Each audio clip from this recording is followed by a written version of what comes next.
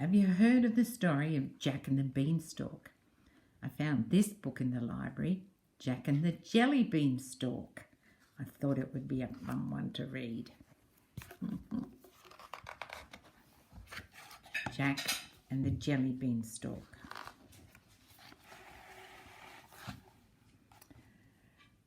Jack's mum shook the biscuit barrel and peered inside the bread bin. She looked in dismay at the last few crumbs. They would have been all hungry. "I'm sorry, Jack," she sighed, "but the cupboards are bare and my purse is empty. We'll have to sell Daisy." "Don't worry, Mum," said Jack sadly. "I'll get a very good price for her." So there's Daisy the cow. Obviously she got her name because she eats daisies. Daisy was the cutest cow you ever did see.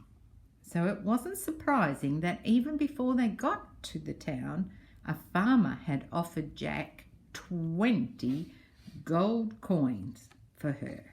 Look at all that money. Whoa, Jack looked pretty excited. High five.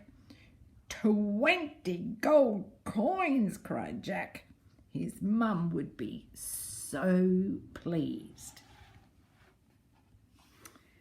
Jack was on his way home when all of a sudden he spotted a wonderful sweet shop. Oh my goodness, look, there's lollipops, candy canes, toffees, mints, chocolates, Smarties. And look in the shop, there's lots and lots of jars.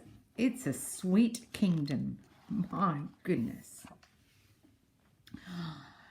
Inside there were juicy jellies, chunky chocolate raisins, one of my favourites, fizzy whizzes, yummy pineapple chunks, gooey gums, rainbow sherbets, heaps of lollipops, strawberry straws, gumdrops, freckles, all sorts.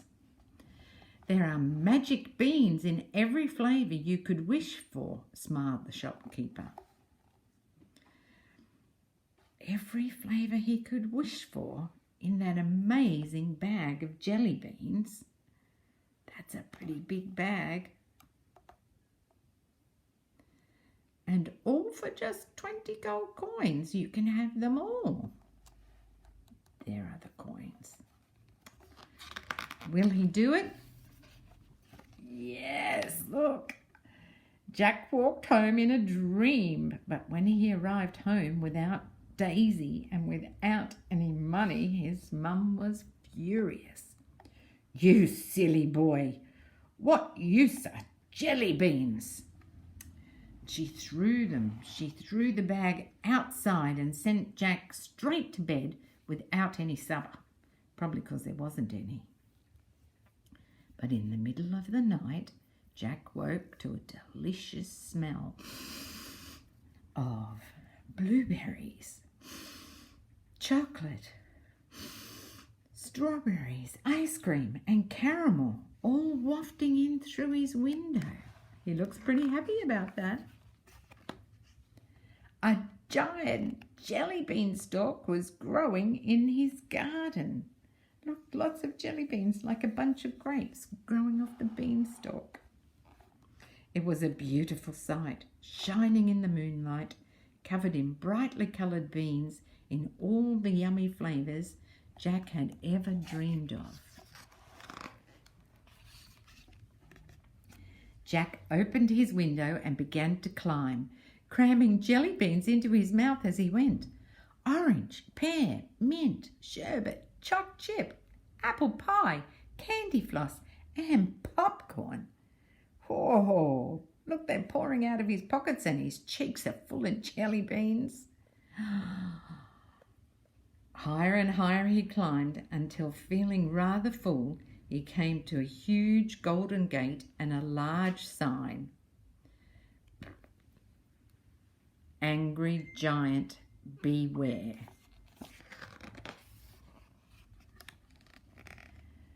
Jack was hesitating when he heard a strange noise.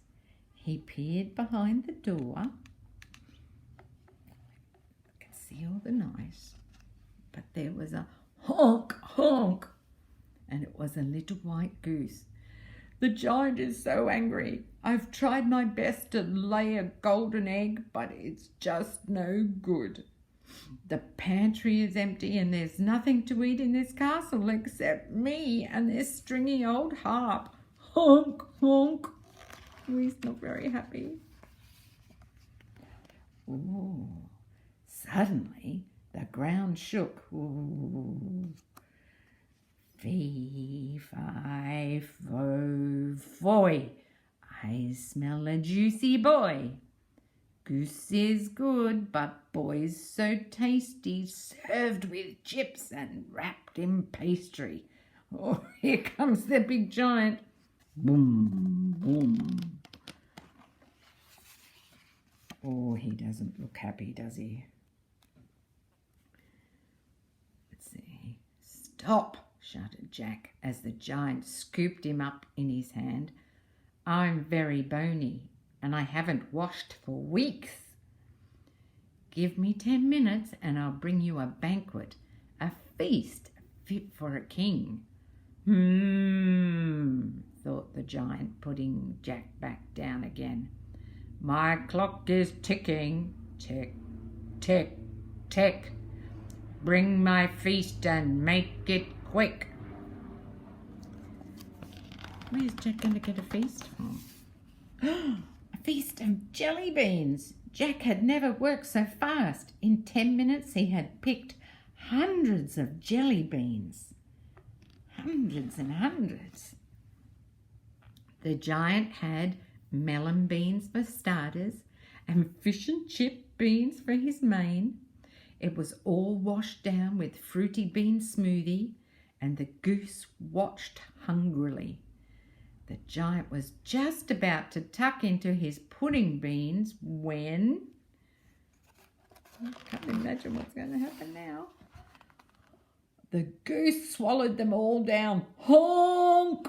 Look at them all going down the neck. The giant was furious and he grabbed the goose and shook her. Oh, look, all her feathers are falling off. Honk, honk, honk. But the beans would not come out. He threw her down to grab his carving knife. Jack grabbed the goose and raced for the jelly bean stalk. He was going to chop off her head to try and get the jelly beans out. Down came the giant, and look, there's a crack in the vine. We know what's going to happen. "Stop!" yelled the giant, thundering after them. He grabbed the stalk and tried to climb down, but he was too heavy, and the jelly bean began to sway. Jack jumped off just in time. It wibbled and it wobbled and crash. Then the giant came tumbling down. Oh. Was that the end of the giant? Jack looked around and grinned. Their garden was covered in jelly beans.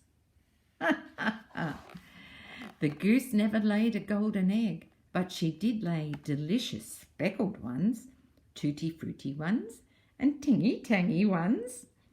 Jack and his mum had enough jelly beans to feed them for years, although every so often they would find the one that tasted a bit like smelly old socks. Yuck!